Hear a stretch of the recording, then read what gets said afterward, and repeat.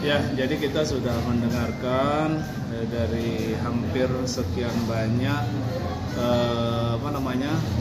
permintaan pemerintah dan mungkin juga harapan masyarakat karena tingkat traffic perjalanan dari Lembar ke arah Kayangan, Labuan Lombok itu sudah agak semakin padat ya, apalagi kegiatan-kegiatan kemasyarakatan kadang-kadang menggunakan jalur ini, itu yang kita ini.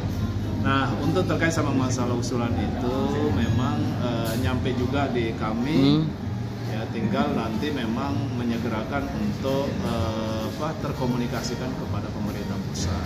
Sebagiannya sudah tersampaikan. Dan kami juga sudah menyampaikan tentang hal ini.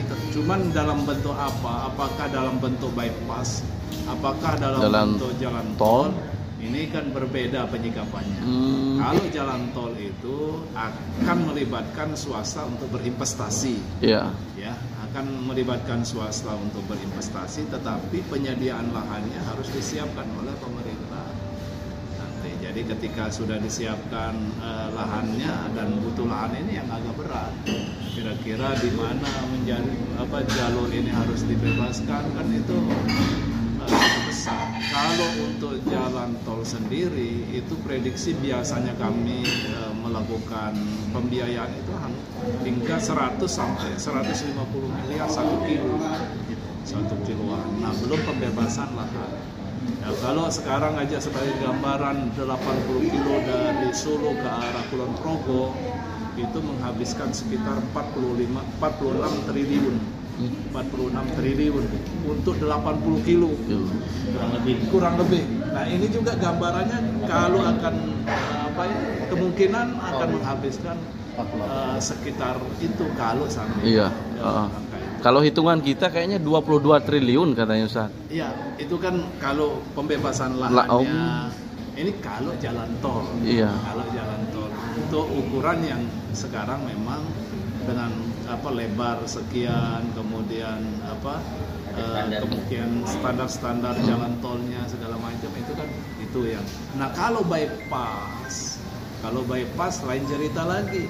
Kalau bypass unsur sepenuhnya adalah dari pemerintah, seluruhnya adalah dari pemerintah. Jadi pembangunan jalannya adalah dari pemerintah, pembebasan lahannya dari pemerintah, gitu kan? Nah, ini yang ada. Nah, tinggal memang dalam diskusi kami dengan Balai Jalan terkait sama masalah ini, mana yang lebih memungkinkan.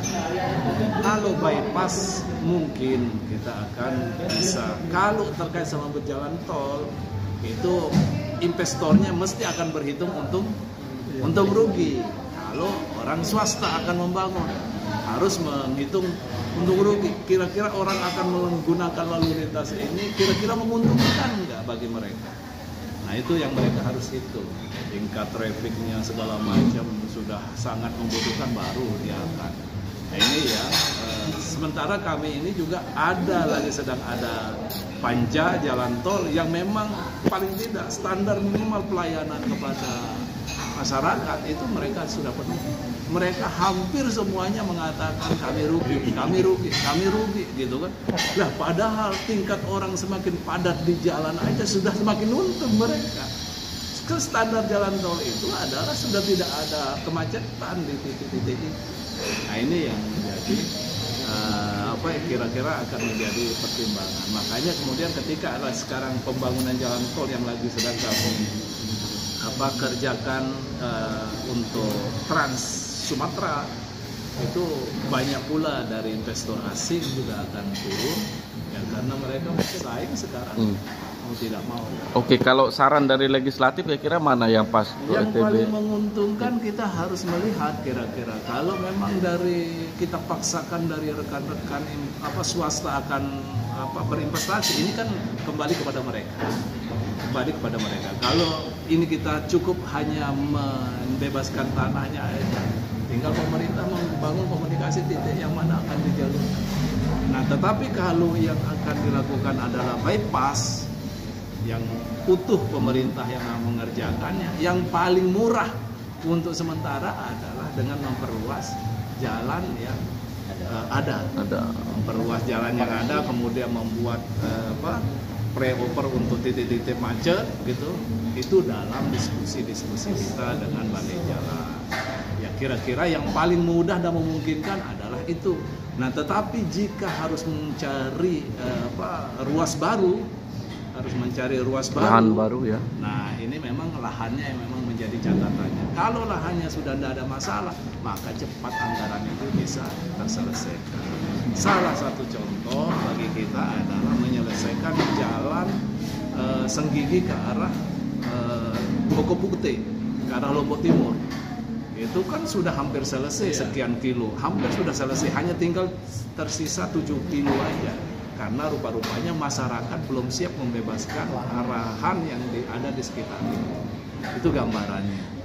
Nah, makanya menjadi PR yang besar adalah memastikan kira-kira jalan ini, kalau jalur baru yang akan kita bangun. Berarti kalau itu untuk pilihan itu menurut kami, menurut saya, mana yang kira-kira pemerintah menyesuaikan ke kemampuan pemerintah. Kalau pemerintah mampu untuk menyelesaikan tanah, kenapa tidak? Lebih baik kita carikan jalur baru yang kira-kira lebih alternatif, itu akan lebih menguntungkan. Dan cuman masalahnya kesiapan anggaran dan kesiapan dari pemerintah daerah.